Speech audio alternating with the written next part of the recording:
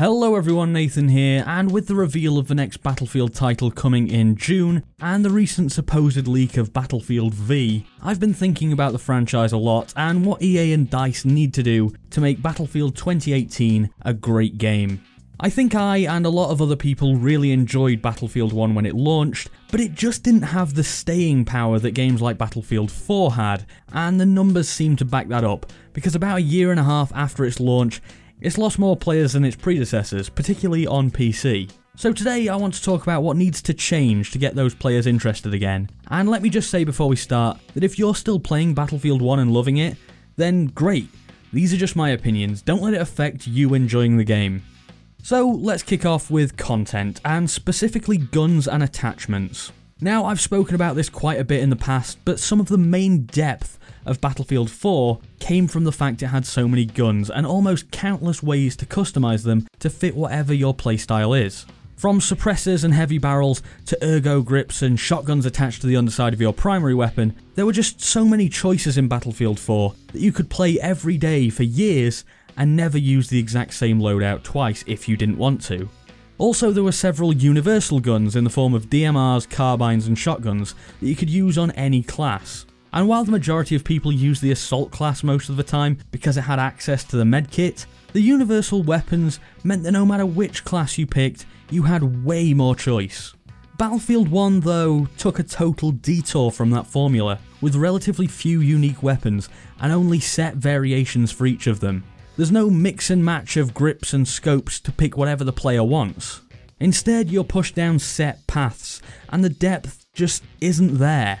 Now, I know I've spoken about game bloating before, where there's too much in the game, and I do think there are features and gadgets that shouldn't have been added into Battlefield 4, because they were effectively just there to be either gimmicks, or just nothing content that didn't add anything to the game. But overall, Battlefield 4 had far more to keep you coming back for something new than either Hardline or Battlefield 1 since have had. And I know a lot of people will say that the time period restricts them on the number of guns they can add in, but there were actually a surprisingly high number of unique and interesting weapons around the time of World War I that could have been added into the game to give it some much needed depth. And personally, I feel like that's the biggest thing that would have kept people interested in Battlefield 1. Next, I think it's pretty obvious to most people that Premium has had its day, and now we should take that idea, screw it up and throw it away for good. All that the Premium model does is separate the player base. For the first few months of the game, all players are playing together on the same maps, and you can find a server playing the map you want with the game mode you want. But then the first DLC releases, and new maps are available, but only for certain players, and a decent number of players go and play on those new maps that are locked behind a paywall.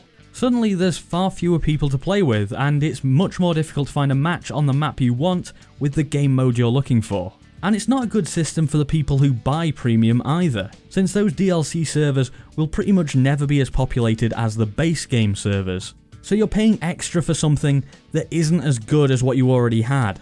Now, what EA should do is say that all maps are going to be free for everybody to play on, like games like Rainbow Six Siege and Overwatch do.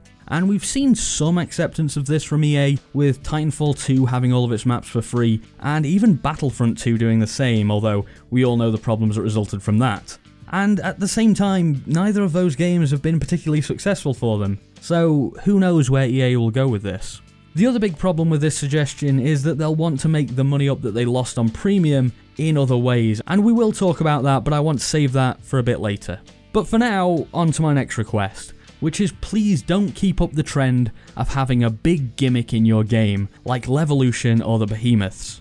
I know it sounds good for marketing, and looks damn impressive in trailers, and even in game, the first time you see that tower come down in Siege of Shanghai, or the first time that massive airship floats over the battlefield, they're amazing moments. But in terms of the gameplay, after that first moment of awe, well, they take away from it, they detract from the fun. They don't add to it, they make it worse. The number of servers you'll see in Battlefield 4 playing Siege of Shanghai that have "don't take down the tower" as a rule is huge, or at least was when Battlefield 4 was more populated, because the C flag after it had been destroyed was less fun to fight over than when the tower was standing.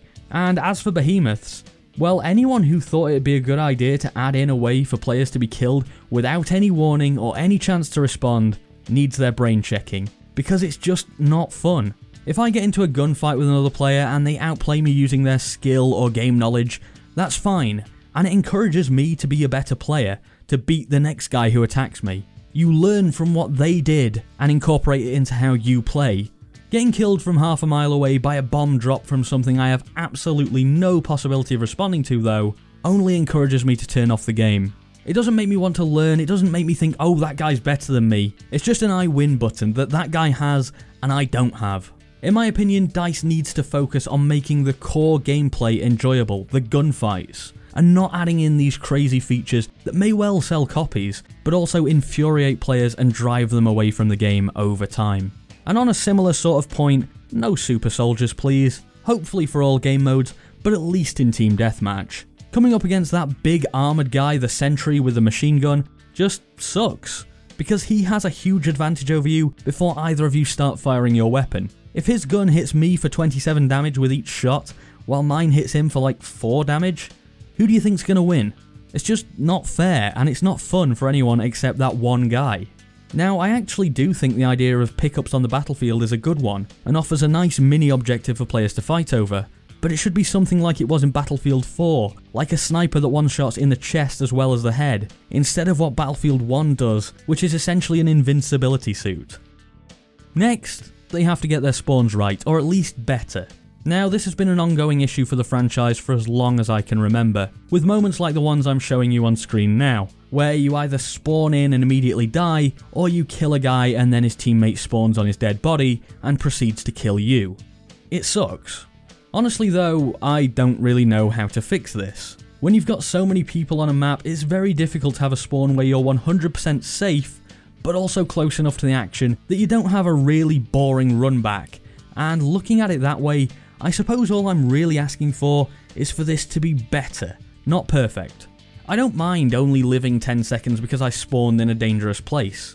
At least in that amount of time, you have the chance to make a couple of decisions that could save your life if you make the right ones. Anything less than that though, where you die before you even have a chance to respond, is awful and takes away from the enjoyment of the game. I think one possible solution for this might be to take the current system and add in that you also can't spawn on anyone who's taken damage within, say, the last 15 seconds.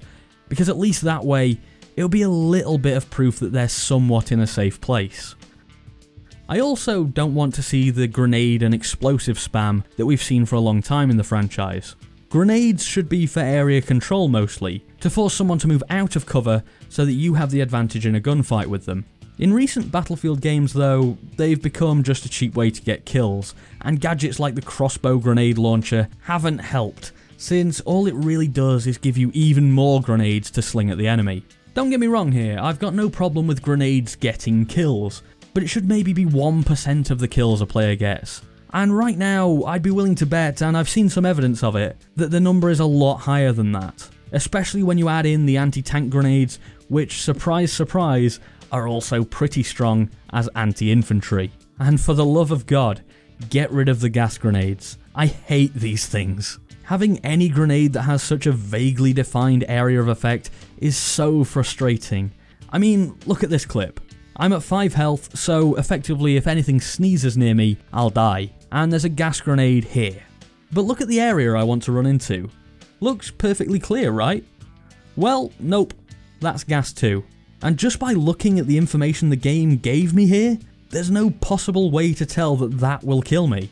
Now, did the guy who threw that gas grenade outplay me? No. No, he didn't. And there are plenty of people who do, by the way. I'm not a fantastic player by any stretch of the imagination, but all he did was lob a grenade in the vague direction of an enemy, and the game rewarded him for it. Now, I realise I've been a bit negative so far, and I'd like to reiterate that I actually really like the Battlefield franchise a lot, and that's why I'm being harsh on it. I want to see it do well. And so far I've talked about quite a few things that I want removed. So let me say something that I want added, and it's something that has been in the franchise before. It's only really a minor thing, but please bring back the testing range. Why would you take it out in the first place? I don't understand. It's a tool that isn't going to set the world alight, but a lot of people got use out of it. I used it back in Battlefield 4 to learn how to fly a chopper, so that when I went into a live server, I was actually helping my team when I tried to pilot, instead of wasting a vehicle. People also used it to get a handle on the recoil of guns they wanted to try out, and it was always a good way of testing out new things. I don't think it's a big request, and it wouldn't take a great deal of effort from DICE to implement this. And while I think a lot of players wouldn't even notice if it was or wasn't in Battlefield 2018, I think quite a few people would definitely appreciate this, and I would certainly be one of them. Now, I want to finish by going back to that monetization issue that I discussed earlier, because all the way through this video, I can imagine people will have been thinking to themselves, why would EA and DICE make these changes? Battlefield 1 may not have held on to players as well as Battlefield 4, but it sold really well and made a lot of money, so why take a risk in changing it? Well, if Premium is on the way out, as I really hope it is, the initial sale isn't as important anymore, since you're not taking the same level of money up front on the promise of future content that may not even be good. Instead, under that situation, EA would need players to stick around and play the game, because they'll be looking to get money out of them throughout the lifetime of the game. Now, hopefully EA have learned their lesson about tying loot boxes to progression, and we won't see those type of microtransactions again. But if they copy something like a Rainbow Six Siege system or Overwatch, of bringing new skins and other cosmetics in on a regular basis, they can make a stack of cash. It's a proven business model. Now, I'm not saying I like those practices, because I often don't. I often actually find them to be quite cynical and manipulative. Especially when loot boxes are involved. I'm really not a fan of those in any way when you can pay for them. But it's a far better solution than Premium, and if you sell skins directly, not using loot boxes like Star Wars Battlefront 2 has now said they're going to do, I think players would accept that, and you'll keep the community together. I understand it's all about the bottom line for EA, but if they don't get the next Battlefield game right, it's the long term they need to worry about. The next Battlefield game will sell very well, but if players are getting bored with each new release, gradually you'll see your player base drop off, and 10-15 years from now, you might not get the same sales figures that you're getting now. So that's about it for today. I was going to talk about single player, but I think that in Battlefield it's such a side issue that the single player can suck and the game can still be great overall. Battlefield 4's single player was rubbish, and the game was still great. I also don't particularly care about the setting that they're going to choose, so long as they get the gameplay right. I have, I suppose, a slight preference for a modern or near past or near future setting, like maybe Vietnam or something like that for the near past, and I wouldn't really be that keen on them going back to World War II like the Battlefield V leak seems to suggest, but really it doesn't bother me, and that leak is about as far from confirmed as it could possibly be, so we'll see where it goes. Anyway, let me know your thoughts on Battlefield 2018 in the comments down below. What do you want to see? What do you not want to see? I know there's a wide range of opinions on this one, so I'd love to hear from you because these are just my thoughts. If you enjoyed the video, I'd be very appreciative if you'd click that like button and subscribe for more like this if you haven't already. Anyway, thanks for watching, I've been Nathan and I'll see you next time.